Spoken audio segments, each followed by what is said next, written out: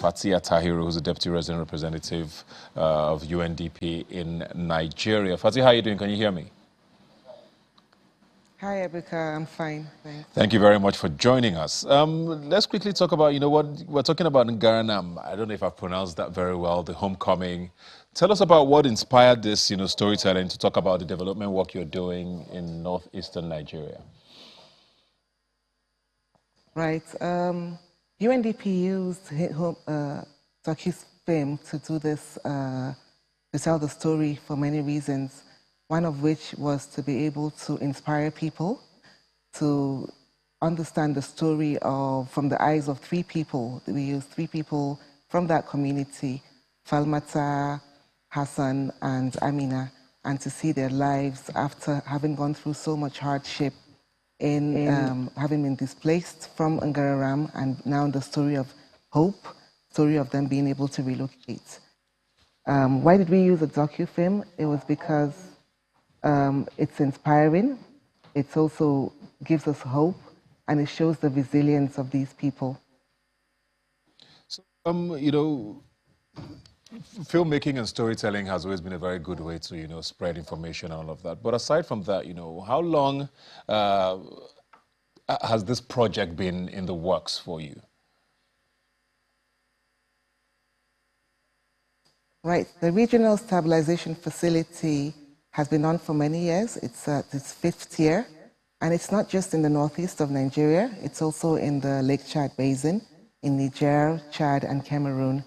And one of the things that we do is moving from one community to another where peace has been restored, to see how we can rebuild these communities better by putting in infrastructure and other facilities to give a better life for the people.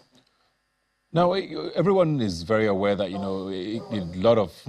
many parts of Nigeria are going through, insecurity issues, whether it's the southeast, south-south, but the northeast has been in the news for quite a while now, going on 2 decades plus minus, What's different is happening now? Because a lot of Nigerians, unfortunately, have become desensitized to a lot of the news that we hear from the Northeast, and it's something that is still happening in some parts of that region.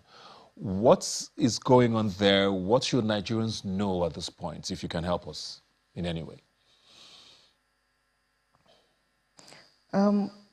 Currently, there's been a lot of people more motivated to sort of be able to build back their lives. And we are at the forefront of supporting this objective.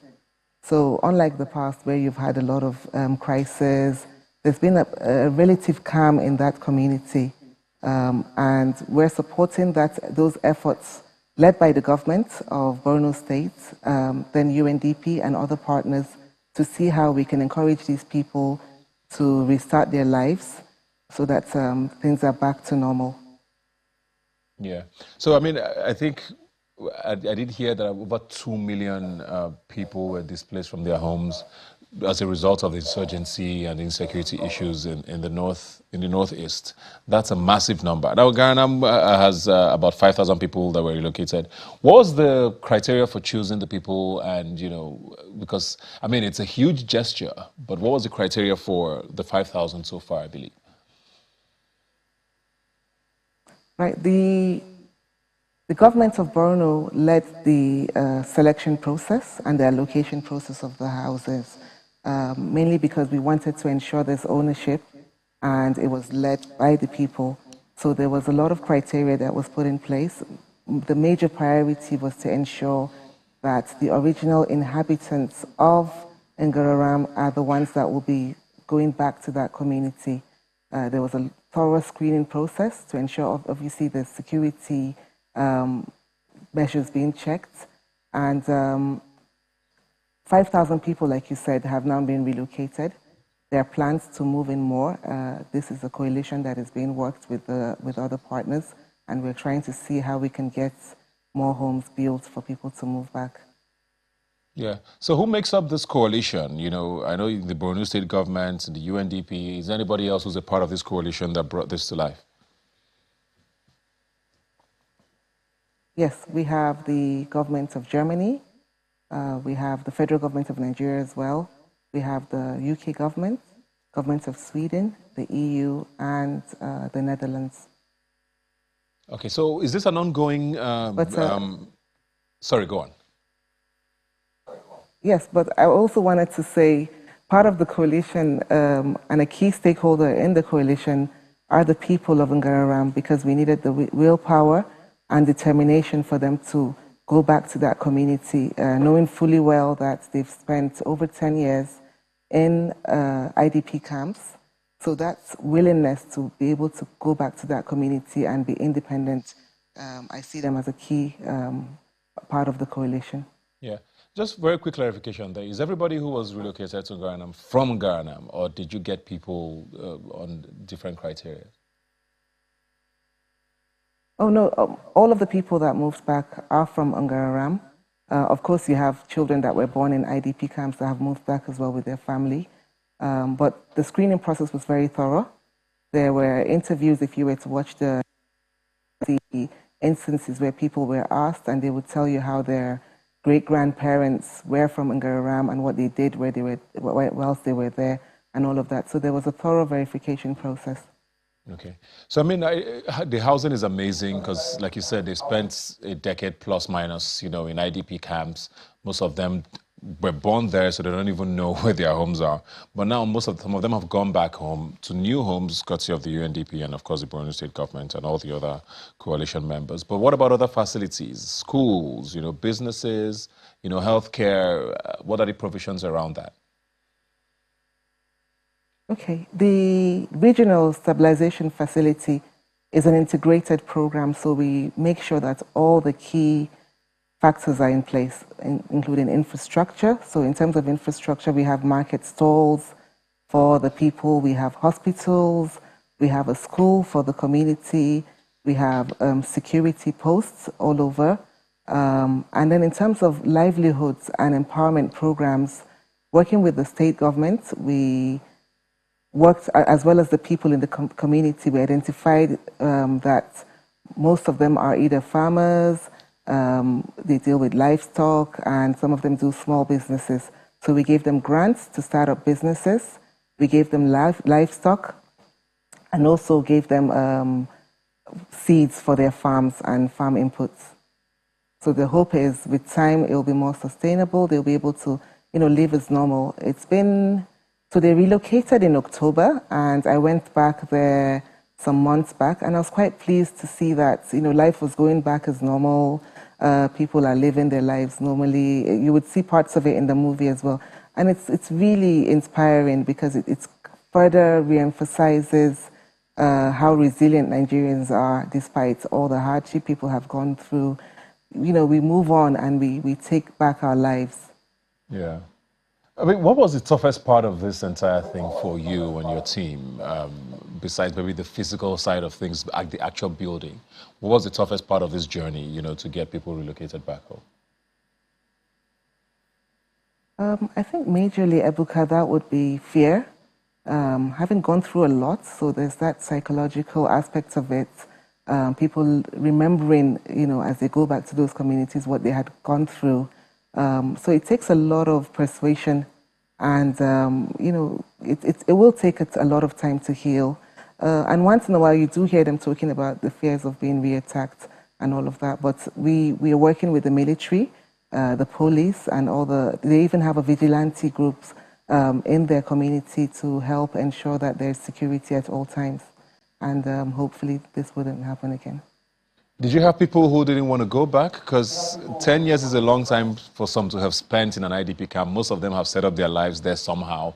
Not that it's the most convenient place. But like you also said, the additional fear of going back home. Did you have anyone who was selected but didn't want to go back? And how did you manage the situation? So the major issue was, one, to ensure that people would voluntarily move back, because it's important that people are not forced to relocate. And we ensured that would happen. That was easy because there were more people willing to move back compared to the number of houses we had in place. So Okay. it was easy to get people that were really willing to go back and be able to set up their lives. Another thing that we see in the movie is that Nigeria is a country where you don't have any barriers to movement. So you'll find the story, for instance, of Hassan, who is from Ngarannam and was lucky enough to get a place, but he used that to relocate his family and currently is in Lagos trying to make a living. So it shows that despite, all of that, he's happy with the security situation in Ngarannam and has been able to leave his family, but is seeking a better life in Lagos. That's really, really good to hear. Now, what do you say to people or critics who might say, this resettling situation does not solve the actual case or the actual issue of, PTSD and violence and all of that that's gone on in that region. What do you say to that? Like you said, that's no longer necessarily the story of most of these communities, but is that a fair criticism to say, why are you relocating them back to these places without actually solving the root causes of all of this insurgency issues we've had over the years? We find that one of the key issues that we needed to build on was trust between the government and its people. And we felt with the Regional Stabilization Facility, having people move back to that community would strengthen the bond and the trust between the people and the community. You'll find in the video, in the docufilm, that the government had promised to its people in Ngarannam that they would be relocating back in no time. Having that become a reality, further further strengthens the bond and the issue of trust. So we're hoping that as these elements of trust are built stronger, we'll be able to reverse some of the effects of terrorism and insurgency in those communities. All right. You did mention, the Borno state government. You've mentioned a few other countries or governments around the world who were supporting. Was the federal government of Nigeria involved in any way and in what capacity? Federal government of Nigeria chairs the board of the Regional Stabilization Facility. It's chaired by the Minister of Finance, Budget and Planning, together with UNDP. It has also committed some funds to the tune of $1 million to this program and has brought in other key government stakeholders, including the military, the police, and the ministries that are relevant to this project to be on board. Is Ngarannam a one-off project? Are we going to see more of this in other communities, maybe? Yes, this is one of about 8 of similar projects we've done within the Northeast. We're hoping with the stabilization facility we will have 15 and also move on to other communities to do similar work.